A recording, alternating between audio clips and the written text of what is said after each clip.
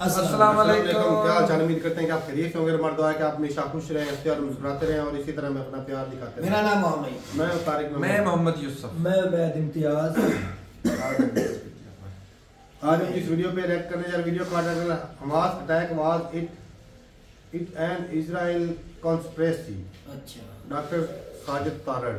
तो देखते हैं वीडियो और अपना रिएक्ट कर देंगे। कॉमेंट करते हैं 3 2 1 वीडियो स्टार्ट। 48 घंटे 48 आवर्स में 350 हमले इजराइल की तरफ से और उसके बाद 75 अटैक्स सीरिया पे अमेरिका की तरफ। जो बाइडेन साहब ने कहा है कि हमारा सीरिया के साथ, इस कॉन्फ्लिक्ट के साथ हमारा कोई ताल्लुक नहीं है। आज मैं जब सीरिया के सिचुएशन को देखना चाहता हूं तो मुझे 7 अक्टूबर भी एक साजिश लगती है।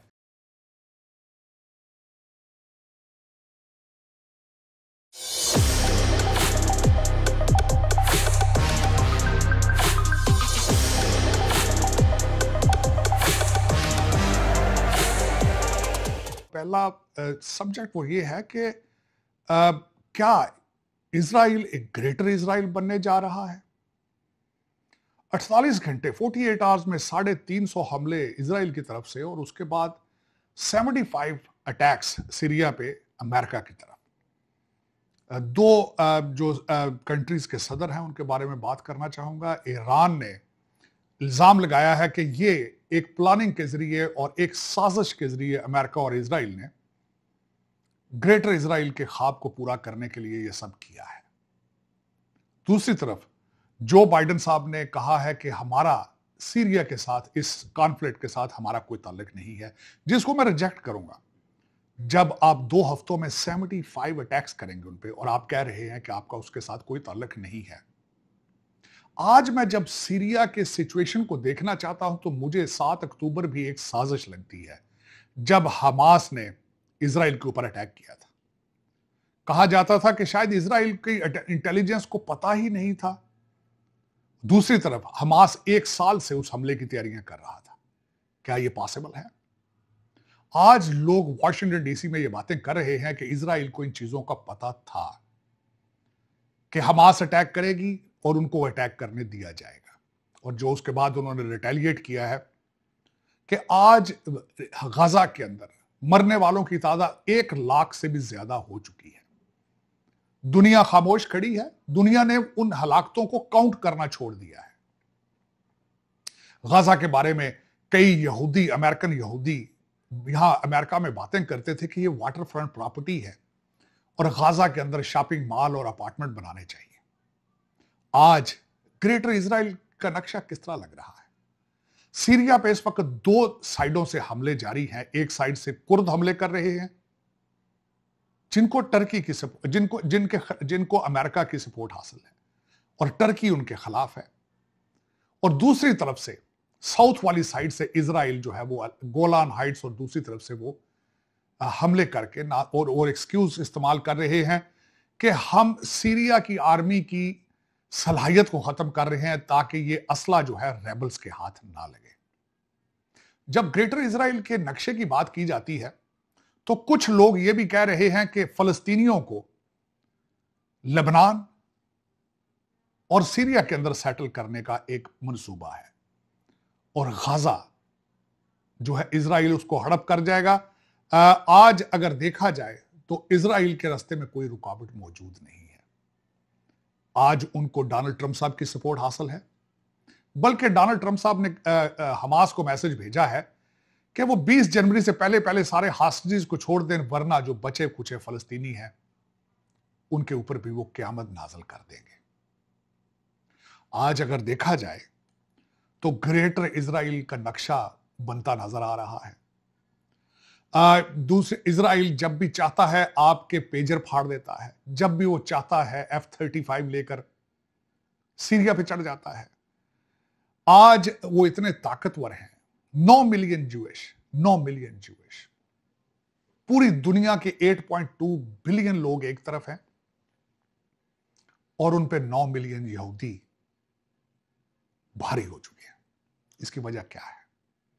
कई दफा मुसलमान लोग जो हैं, मुसलमान दुनिया के लोग उन्हें क्लैश ऑफ सिविलाइजेशन कहते हैं और कई दफा दूसरे नाम दिए जाते हैं। लेकिन जो मुझे एक बात नजर आती है उनकी ताकत की, वो उनकी तालीम है। 18वीं सदी से लेकर आज तक जो भी साइंटिफिक किताब देखी जाए उसका राइटर जूइश होगा। मैंने अपने 35 years 36 years of American life के अंदर मेरे बहुत से यहूदी दोस्त हैं यहां पे। मैंने एक डॉक्टर से पूछा था, he was a dentist doctor, are you naturally are you आपका डीएनए हमारे डीएनए से बेहतर है? तो उसने कहा था जिस तरीके से हम जुल्मों दुनिया के सारी दुनिया के जुल्मों सितम का निशाना बने हैं, जितने बॉर्डर हमने क्रॉस किए हैं, कोई भी कौम इतना जलीलो ख्वार हो के जब एक जगह पे सेटल होगी वो सुपीरियर हो जाएगी। वो आज बिल्कुल इसी तरह नजर आ रहा है। इस वक्त आप देखेंगे कि फ्यूचर के अंदर कई मुसलमान अरब ममालिक लाइनों में लग के इजराइल को एक्सेप्ट करेंगे, उनके साथ रिलेशनशिप बनाएंगे। और उसमें देखा जाए तो आज मैं ये भी बात करना चाहूंगा, जब मैं देख रहा हूं बशारुल असद, उनके ना सिर्फ जो जेल खाने हैं वो भी इस वक्त CNN और MSNBC और दूसरे अमेरिकन चैनल्स बार बार दिखा रहे हैं, फिर उनके महल की तस्वीरें दिखाई जा रही हैं। आपको पता होना चाहिए कि उनके पास 20 लग्जरी अपार्टमेंट हैं इस वक्त मॉस्को के अंदर, और एक फरारी F50 के वो मालिक थे जो गराज में खड़ी थी उनके, जिसकी मालियत $5.5 मिलियन है। उनकी बीवी अस्मा असद जो है वो पहले उनको लुकीमिया कैंसर है। पहले उन्होंने प्लान बनाया था कि वो ईरान के अंदर सेटल होंगे, लेकिन उसके बाद कैंसर ट्रीटमेंट की वजह से वो मॉस्को चले गए। उनका एक लड़का हाफिजुल असद उसका नाम है, मॉस्को यूनिवर्सिटी में तालीम हासिल कर रहा है। और देखा जाए तो उनके पास इस वक्त $2 बिलियन से ज्यादा उनके एसेट्स हैं उनके पास। पिछली जिंदगी उनको कोई काम करने की जरूरत नहीं है, किसी अच्छे से माहौल पर बैठ के मछलियां पकड़ेंगे और सारी जिंदगी गुजारेंगे।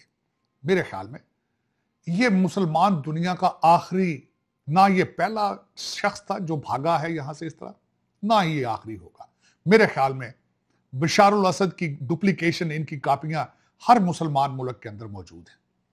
इस वक्त इस्लामिक वर्ल्ड को बाहर की दुनिया से कोई खतरा नहीं है, उनको खतरा अपने अंदर से है। आप देख लें, मुसलमान दुनिया को स्टडी कर लें आप, इसके साथ बॉर्डर किन मुल्कों के लगते हैं, सीरिया के साथ, लेबनान उसके हालात आप देख लें, इराक उसके हालात आप देख लें, टर्की आप उसके हालात देख लें, लीबिया के हालात देखें, अफगानिस्तान देखें, यमन देखें, इजिप्ट के हालात देखें, अफगानिस्तान, पाकिस्तान, बांग्लादेश। इन सब में एक चीज कॉमन है, लोगों को जानबूझ के तालीम से दूर रखा जाता है।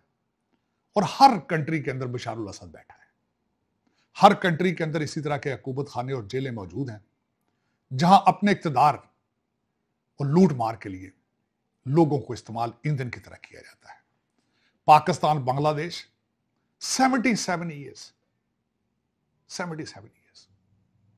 एक ओपन क्वेश्चन, क्या आपने मुहाजिरीन को, लोगों को भारत से बुला के उनको पाकिस्तान दिया? क्या आपने इस्लाम के नाम पर एक कंट्री बनाया? क्या आपने इस्लाम इन्फोर्स वहां किया?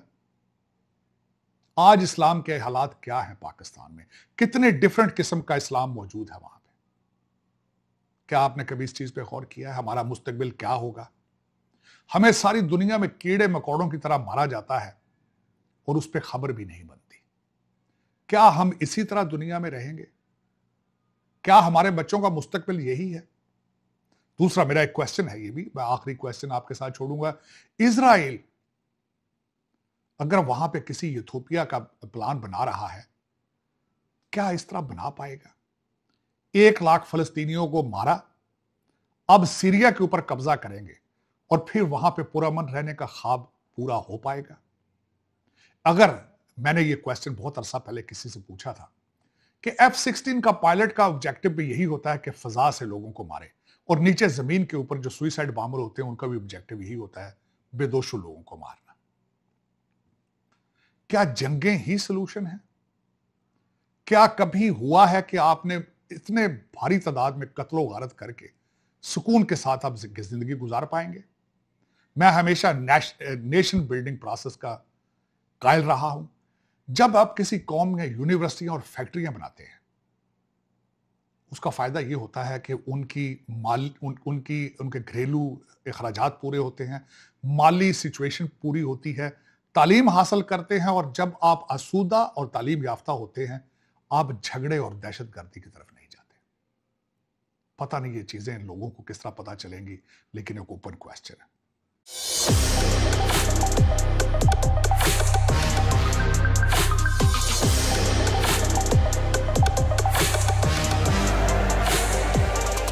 वीडियो खत्म होगी भाई। ये तो भाई साफ जाहिर है कि भाई जब एक लंबी प्लानिंग हो, लंबा मिशन हो, तो उसकी प्लानिंग भी लंबी की जाती है और लंबे अरसे तक इंतजार भी करना पड़ता है। ग्रेट इजराइल तो बनेगा। और ग्रेट इजराइल का जो मिशन लेकर वो चल रहा है, साफ जाहिर है कि भाई इसके पीछे प्लानिंग भी कई ज्यादा है। 25-30 साल से प्लानिंग है, रिसेंट की प्लानिंग वही नहीं ना, है, कई ऐसा पहले से। और इसके लिए जो इकदाम किए जाते हैं कि भाई वो थोड़ी सी खुद घाटे भी झेलता है और उनको भाई साहब उकसाने के लिए कई ऐसे स्टेप भी लेता है। बड़ी प्लानिंग की हुई है। अब हमास वालों को उकसाने के लिए उसने कुछ ना कुछ तो स्टेप लिया। मैंने एक वीडियो देखी थी जिसमें बता रहे थे कि जब हमास ने अटैक किया था उससे पहले इजराइल ने 200 के कितने लोगों को मारा था। बिल्कुल, ये छोटे अटैक कर गुस्सा दिलाया था, छोटे अटैक करके हाइपर किया होगा। हाँ, कि ये मजबूर हो जाए, मजबूर ना मस्जिद करने में को। वही वो जज्बात में आके उन्होंने मस्जिद अटैक पे कर आने दिया। वाले मुसलमानों के साथ बदतमीजी करना, उधर मारपीट करना, ये चीजें जो है वो उधर देखी गई हैं और वो कामयाब हुए हैं। और भाई साफ जाहिर है कि भाई कभी ना कभी तो गुस्सा पे फटना ही होता है। तो हमास वालों ने भी आस्ता आस्ता करके अटैक शुरू किया और उनमें साथ में भाई हेल्प भी थी, रशिया की भी हेल्प थी, ईरान की थी, चाइना भी इसमें हो सकता है। हाँ, तो पैसा वैसा लिया होगा या कुछ तरीके से। तो उन्होंने भी अटैक किया, लेकिन भाई उनको हमास वालों को कैलकुलेशन ये नहीं थी कि भाई हमारे जो साथ खड़े हैं ना, ये छुप छुपा के खड़े हैं, ये खुल के सामने नहीं आने वाले। और इजराइल के साथ खड़ा है अमेरिका, सुपर पावर, जिसको भाई किसी की नहीं टेंशन, चाहे उसके रिलेशन किसी से खराब होते हैं या नहीं होते, वो सब भाड़ में जाए। उसने अपना मकसद रखा हुआ है। उसने इजराइल को हर हाल में सपोर्ट करना है। दुनिया में अगर कोई उसका सबसे बड़ा अलाई है इजराइल, तो इजराइल, ऐसे समझ ले कि उसका बच्चा है। अच्छा, एक और चीज भी है, आप जो सर ने जो बात की थी वो अलाई भी है, सबसे ज्यादा सपोर्ट भी उसे करता है, ग्रेट इजराइल का ख्वाब भी दोनों का है, लेकिन उसमें इतनी काबिलियत है तो उसका अलाई जो एजुकेशन है, मैं ये कह रहा हूँ भाई काबिलियत है, तुम्हें भरोसा है। ऐसे तो नहीं किसी को उठा के अपने साथ बिठा देता। अब अंदाजा लगा लो कि भाई ईरान की पॉपुलेशन देख लो, साइंटिस्ट एक पॉपुलेशन कोई सबसे यूनिक बेहतरीन साइंटिस्ट इजराइल के ज्यूश, सबसे ज्यादा जो टेक्नोलॉजी में इजराइल, एजुकेशन सिस्टम 100% जो सबसे बेहतरीन इजराइल। अब भाई ये हकीकत है, हर चीज में आ गया भाई, हर चीज तो उनके कंट्रोल में है, हर चीज में आ गया। उन्होंने भाई खुद को 1 करोड़ बंदा है, पूरी कितनी सारी दुनिया को वक्त में डाला। तो बाकी जो पाकिस्तान या दूसरी कंट्रीज के हालात हैं तो उन हमारा, मैंने आपको कल भी एक वीडियो में कहा था कि मैंने राज कर रहे हो, एक सिर्फ है वजह, हम हकीकत नहीं तस्लीम करते। यही तो भाई खराबी है। अल्लाह के नबी की हदीस है कि एक बंदा आया था कल इजराइल पे, वो ना वीडियो सारी थी उन पे यूसुफ चल रहा था, एक ऐसा बंदा आया कहता है कि मेरा दिल करता है कि मैं अच्छे कपड़े पहनूं, मेरा दिल की करता है कि मैं अच्छे जूते पहनूं। तो आपने फरमाया कि अल्लाह खूबसूरत है, खूबसूरती को पसंद करता है। वो वापस मुड़ा, फिर वापस आए, वो कहता है कि तकब्बर क्या। तो आपने फरमाया कि आपकी अगर कोई हकीकत या हक की बात कहे ना तो आप उसे मुकर जाए। तो आप इस्लामिक सारी कंट्रीज का यही हाल, वो कहते इजराइल कुछ नहीं करेगा, ईरान को तो 10 तबाह कर देगा। ये हकीकत बता रहा हूँ। जब तक अमेरिका उसके साथ खड़ा है वो भाई उसका कोई मुकाबला कर ही नहीं सकता। हमारे दीन के अंदर 70 मजहब बना चुके, 72 मजहब, हर लिहाज से तो वो मदद कर रहा है, पैसे से भी, असले से भी और आर्मी से भी। हम कहाँ खड़े हैं? हमने अपने आप के लिए क्या किया है? हमने क्या किया भाई? उसको इजराइल को क्यों ब्लेम? मैं तो नहीं ब्लेम करता, मैं वाकई नहीं। और भाई हम जब है ही उनके नीचे यार, जरूरत पड़ती हम भी तो उधर ही भाग। यार आप बात समझे नहीं हो, हम उनके नीचे 27 टोटल 57 कंट्रीज है, हम कहाँ पे खड़े हैं? हमारा क्या पॉलिटिकल या फ्यूचर क्या दुनिया में हमारी कोई रोक इमेज कुछ करने ही नहीं देते। लो यार, लो की लीबिया का सरबराह जो कर्नल खिलाफ भी उसकी हिस्ट्री देख ले तू, वो कितना स्ट्रॉन्ग हो गया था कि अमेरिका ने उसको दबा दिया नीचे। जापान के साथ उसने क्या कर दिया, इराक के साथ उसने क्या कर दिया। तू कह रहा है वो कर ही नहीं सकते, सारा कुछ कर सकते, वो करने नहीं देते, फलाने की ऐसी बना देते हैं। तो मैं भी वही बता रहा हूँ, वो करने ही नहीं देते। 57 कंट्री 57 कंट्री कुछ ना उसका कहने का मतलब है 57 अगर एकजुट हो जाए तो कुछ नहीं हो दबदबा है, नहीं हो सकता। मैं सिर्फ एक बात कह रहा हूँ, उस बात नहीं सुनने वो इकट्ठे होने नहीं देते। हाँ जी, वही तो मैं कर रहा हूँ, होने ही नहीं देते। एजुकेशन के लिए क्यों नहीं कर सकते? होने नहीं देते। फिर अपने दम पे होना है कि किसी के दम पे होना है? किसी के दम पे। शाह फैसल के साथ क्या हुआ था इनको पता है, यासिर फवाद के साथ क्या हुआ, भुट्टो के साथ क्या हुआ यार। किसी ने ये लीडर वो थे ना जिन्होंने मुस्लिम उम्मा को इकट्ठा करने की कोशिश की और पढ़े लिखे शाह फैसल को उसके सगे भतीजे ने मरवा दिया। इक़्तिदार के लालच में उसको तो लालच किसने दिया? उन्होंने दिया ना। सादी बात ये जो मोहम्मद बिन सलमान है ये भी तो यही करता है। तो फिर उनके जब पिट्ठू लीडर आएंगे तो मरवा ही दिया मोहम्मद बिन मुस्लिम सलमान के ने। ऊपर कैसे आएंगे बताओ? इनमें इत्तेफाक ही नहीं होगा। तो अपने लालच की वजह से मारे तो जाते एक एक तो ये उनके साथ लड़ नहीं सकते, अकेले ही हैं। हम पूरे तो अपने अपने लालच क्यों अब इक़्तिदार का लालच है ना। तो फिर हम वैसे भाई क्यों नहीं देते? मैं अपना कसूर गिनता हूँ। तो हम भी अपने ही कह रहे थे, अरे हमारा ही कसूर है। अच्छा, हम नाम के कब कह रहे हैं कि डॉलर के इनका पीछे भागे, कसूर है? क्यों भागते लालच में?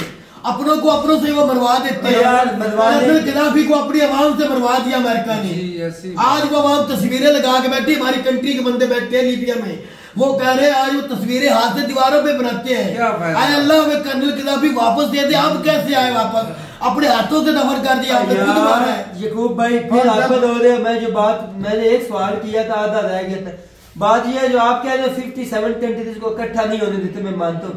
जो एजुकेशन सिस्टम है इन कंट्रीज में, कोई ऐसी कंट्री नहीं अपना एजुकेशन सिस्टम मजबूत कर सके।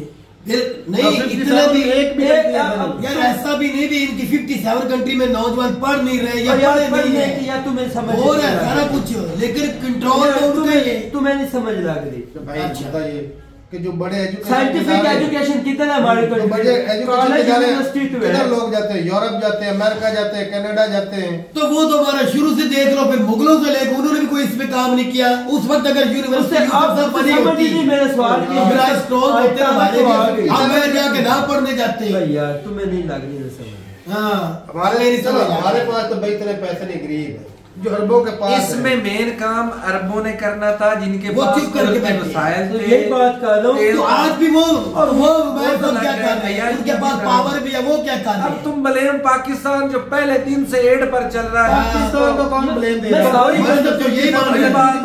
57 कंट्री की वही कोई पाकिस्तान एजुकेशन की की बात कर बात लो। नहीं की। तो इन आपसे मेरा कोई सवाल ही नहीं समझा। कौन थे? वो अरबी स्ट्रांग थे। कौन थे? अरबी थे। हाँ, और माली तौर पर जिस जो स्ट्रॉन्ग होना उन्होंने कोशिश करनी करनी है। आज भी वो ही है। अपने हम तो उनसे करते ले रहे हैं। रोटी का कह रहे हैं या फिर एजुकेशन की तरफ जाए। हमारे पाकिस्तान में एजुकेशन का है ना सिस्टम, बड़ा ताकतवर सिस्टम है, बड़ा पैसा है ना, सारा कुछ है। यूनिवर्सिटियां देती हैं। लेकिन भाई उसमें मेरिट कैसे आ रहा है भाई साहब? करप्शन ना हो। आप जो है जो करंट सिलेबस है वो लाओ। मैं आज अगले दिन मेरी एक भाई से बात हो रही थी, वो कह रहा था किताब रखनी है जी फारसी मैंने सीखी, वो अरबी रखूं या फारसी रखूं, बीए कर रहा। अब बताओ फारसी का कॉन्सेप्ट है कि पाकिस्तान में कौन फारसी बोलता है यार? कोई भी नहीं। तो मजे की बात, हमारा एजुकेशन सिस्टम ही घटिया है। मैंने बीए किया है डिग्री कॉलेज से, तो जो मैंने इंग्लिश सबसे टफ इंग्लिश उनकी है बीए की, तो मैंने उनका सिलेबस पता कौन सा पढ़ा? 1914 का 1914 का सिलेबस है। ये चीजों की बात कर रहा हूँ, आप पैसे और चीजें लेके जा रहे यार उमर साहब तेरी बात बिल्कुल बात यही है। आज कंप्यूटर पढ़ लो तो इन्होंने पता किधर से पढ़ा है?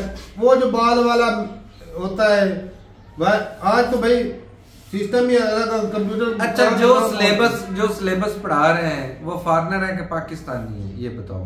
पाकिस्तानी है। कभी उन्होंने आवाज उठाई है कि सिस्टम बहुत पुराना है? नहीं, उन्होंने क्या आवाज कभी भी नहीं उठाई। तो उन्होंने उठाई है, जो पढ़ा रहे हैं वो भी तो पाकिस्तानी है। यहीं से पढ़कर एजुकेशन के जो होते हैं वो काम होता है कि भाई वही भाई आवाज उठेगी तो मिनिस्टर कहाँ से आते हैं? कानून की बात जाएगी नहीं। अच्छा, मिनिस्टर करो आज के दौर में चलाओ। वो भी सिस्टम तो पाकिस्तान भाई उन्होंने सही कर रहे हैं। तो बात वही तो बात कर रहा हूँ कि भाई सारा सिस्टम गलत है। तो प्रोटेस्ट करें उसके खिलाफ। क्यों नहीं करते? निकलते क्यों नहीं? अब हम तो भाई एजुकेशन में है नहीं, लेकिन भाई जो लेकिन है तारिक साहब जो है उनका तो हक बनता है ना। अब ये देखो एड़ियां चोटियों का जोर लगा रहे मुदरसा बिल पास करवाने के लिए। हाँ, वो तो लगा रहे हैं, लोगों को करने लेकिन कल मैं एक बात सुन रहा था अपना वो तो मजहबी जर्मनी के वहाँ 2 यूनिवर्सिटियों के लिए प्रोटेस्ट हुआ कि यहाँ पे हमें इंजीनियरिंग की एजुकेशन मिलती मुकम्मल नहीं मिल रही। मैं कहा ये देख लो कि हमारे कोई साइंटिफिक यूनिवर्सिटी नहीं पूरे मुल्क में। यार मान ले हम एड पे होंगे कुछ भी नहीं होगा। बाकी जो 5-7 हजार कॉलेज यूनिवर्सिटी चल रहा है वो नहीं चल रहा यार। इधर हमारे नजदीक यूनिवर्सिटी नहीं बनी, यूईटी खंडर है क्या उसके अंदर है। वो अंदाजा लगाओ क्या इतना अरसा मैं छोटा था उस वक्त वो बन रही, अभी भी नहीं बनी। उसके अभी कुछ कैंपस मुकम्मल हुए, अभी कुछ बाकी, अभी भी उनके काम चल रहा है। उसमें एक लैब भी नहीं, मैंने विजिट किया था एक दोस्त। बताओ भाई, मैं खंडर इसलिए इंजीनियरिंग और टेक्नोलॉजी। इंजीनियरिंग वाली है भाई। मुझे ऐसी इस बात में मैं खंडर इसलिए कहता हूँ, माजर के साथ बुरा लफ्ज है भी, कुर्सी और दीवारें ब्लैक बोर्ड है। यूनिवर्सिटी तब होती है जब आप वहाँ पे एक्सपेरिमेंट करो, बस। मैं प्रैक्टिकल जब नहीं करना नहीं करना, कुछ सीखना ही नहीं है। ये कर लो, मास्टर कर लो। चलो भाई, बच्चों को पढ़ाएंगे सिखाएंगे, उनको कहेंगे कि पे ग्रेटर इजराइल नहीं बनने देना। वो तो बनेगा, वो उसके बाद ईरान और पाकिस्तान का नंबर। पढ़ाई के साथ साथ माल भी चाहिए, पैसा भी चाहिए। जो जात का ठप्पा हमने लगाया है ना, करने के लिए ना, एक्सपेरिमेंट करने के लिए पैसा भी चाहिए तारक। और ये एक और जो सबसे बड़ी बात होती है ना, कि जो ताकतवर होते हैं ना, उसकी ताकत को तोड़ने के लिए उसके खिलाफ बदनामी ऐसी लगा दो कि भाई हर बंदा ही थू थू करना शुरू हो जाए। और ये मुसलमानों के पाकिस्तान जो है, अगर इस्लामिक कंट्रियों की बात करें ना, तो उनमें पावरफुल कंट्री जो था आर्मी के हिसाब से, वो पाकिस्तान था। कोई शक। तो उसको इतना बदनाम कर दिया, इतना बदनाम कर दिया दहशतगर्दी की वजह से कि भाई आज देख कहीं पर भी जाता है तो कपड़े उतार ले जाते हैं। तो भाई कहीं ना कहीं इसमें इन्वॉल्व होते हैं हमारे अपने लोग, हमारी अपनी सियासत, जो अपने लालच के लिए पूरे कंट्री को, पूरी कौम को दांव पे लगा देते। और इस्लाम को जितना भाई पाकिस्तान ने बदनाम किया है ना पूरी दुनिया में, इतना किसी ने नहीं किया। यार अरस्तु ने बोला था कि जब आप हुकूमत करते हो, जब आपको शख्सी फायदा हो ना, तो आप मुल्क के लिए कभी कुछ नहीं कर सकते। ऐसा ही आज पूरे मुल्क के यार। बाकी उसने मजहब होता है एक पर्सनल चीज। अरस्तु बहुत बड़ा था, वो कहता है जब आप उसे मजहब को पॉलिटिक्स में लेकर आते हैं, इट्स अ बिजनेस। तो बिजनेस में वो नीचे भी जाता है, ऊपर भी जाता है। ऐसा ही है। चलें जी, सही है भाई, अपनी जरूरत का खुद काटी है तो भाई मजबूत लालच नहीं हो सकती। लालच जो है ना, वो हमेशा बुरी बला है, क्योंकि प्लेटफॉर्म ही नहीं है जिस पर हम इकट्ठे हो गए। ना तो हम एज अ कौम हो सकते हैं, यार पहले नंबर तो बाद हम अरब की कितनी मतलब दिल में चाहत रखते, कीड़े मकोड़े समझते हैं आप अरबी सारे। तो हकीकत है। तो ठीक है भाई, अपनी जरूरत है। कमेंट सेक्शन में मिलते रहे वीडियो के साथ, तब तक के लिए इजाजत दें। अल्लाह।